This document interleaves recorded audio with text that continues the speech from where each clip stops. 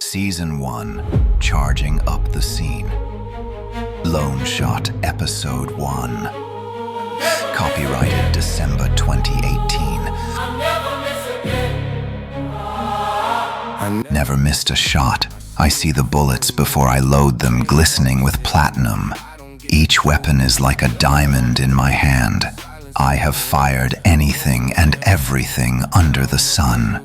Running from one contract to the next, I am a mercenary that hunts down the darkness and the societal black holes.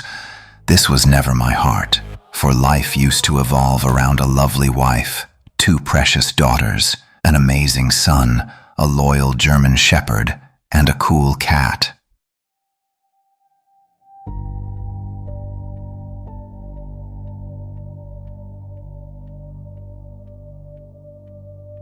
My vocational studies were in metaphysics, weapon technology, and personnel enhancement. With these studies, my other job was serving on an elite unnamed unit whose duty it was to extract people, investigate paranormal incidents, gather intelligence, knock down crime syndicates, wipe terrorist organizations off the board, and recruiting the best of the best. My unit was the best of the best. Making money, loving my wife, being a family man, and secretly leading missions was my jam.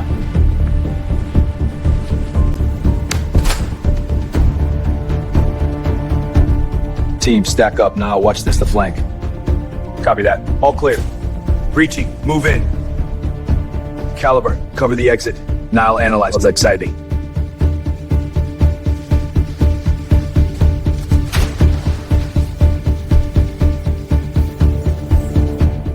My unit took on and completed 101 missions that the American public would never know even happened. Each time the world was in great danger. There was one mission where a world terrorist organization called Serpent's Dagger began to form. They created a virus that they had hoped to unleash upon the world. There sat, as their leader's 3 heads. One head was called the Mouth, and his job was to recruit or announce the plans. Another was the Enforcer, whose job it was to fight battles and keep people in line. The third head was called Lucian, and he was sick and twisted. We knew who we were searching for, but they escaped like shadows. After an exhaustive search, Sierra the False Prophet was found. She was a beautiful woman with long, flowing, magenta-colored hair that came down to her knees. She had 13 disciples in charge of different medical facilities.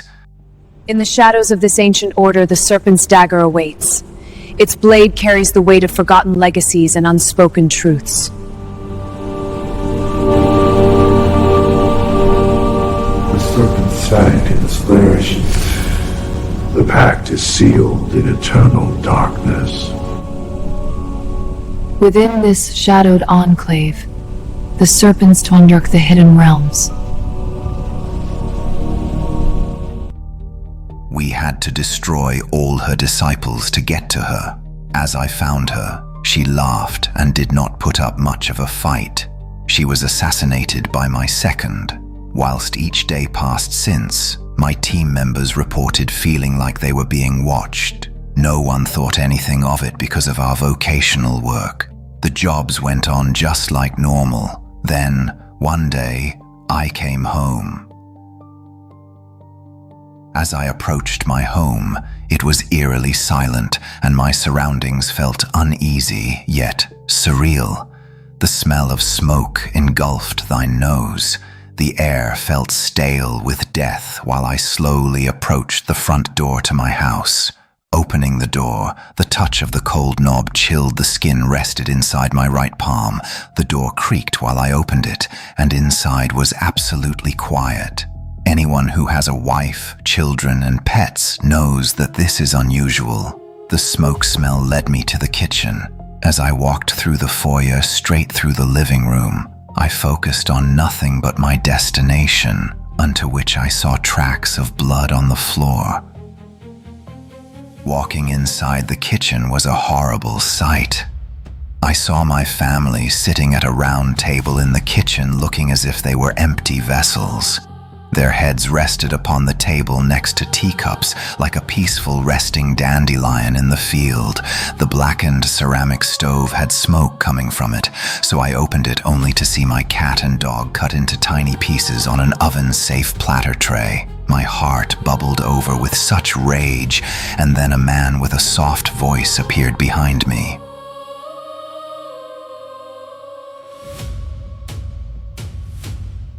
My master did this to your family because you took one of his family. Sierra was a favored bride of his, and you cut her down. Now you shall feel what the collective feels.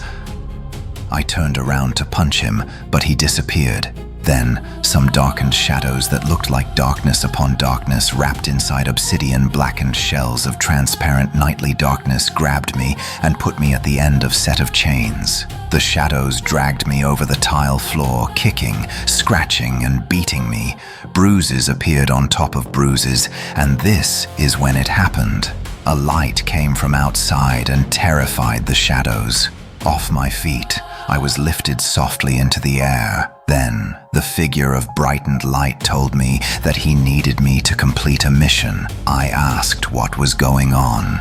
The figure asked me to join him. Looking at my family, I could not refuse. The light submerged my body into a different place, where a man seated at a throne gave me the ability to see clearly, never miss at all, and even more wisdom.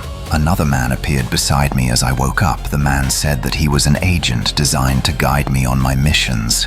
But my job was to police the world even more than I did before, because this man who destroyed my family was not alone. My unit had upturned a stone that led to the very perversion of good itself. However, I was told that I would not defeat the actual person, but I could stifle his plans. I joined the quest to fight against this horrible menace, but I could not accept that it wasn't his time. I would use this figure of light to find this man and cut him to pieces. Inside my head were the images of my two beautiful daughters, wife and son, all sitting lifeless at the table. While I started to fully come to, I realized this was a dream. But the death of my family and pets were real. The FBI and CIA were around me, with the paramedics checking on me. It was fully understood what happened to my family, and the full resources of the United States government and Interpol was granted to find this serpent himself. The man of light walked in from outside with a badge that allowed him to pass through all the other agents. He informed me that he had access to all agencies, and no one restricted him. He had then whispered in my ear, "Trust no one, because he is an infiltrator. I gave you the gifts to protect you, but the more you follow my will, the stronger you shall become. Serve, and you will grow. Fall off the path, and you shall surely be overtaken by the same evil one whom you wish to stop. You must not give in to the urge for vengeance, or you shall be no better than he. I bless you as a warrior and dread champion, my child. Seek these devils, and I shall give you victory." The man disappeared, and the FBI agent Sarah Wallace came to me, informing me of what she saw at the crime scene. I don't get to choose. Blood on the table, silence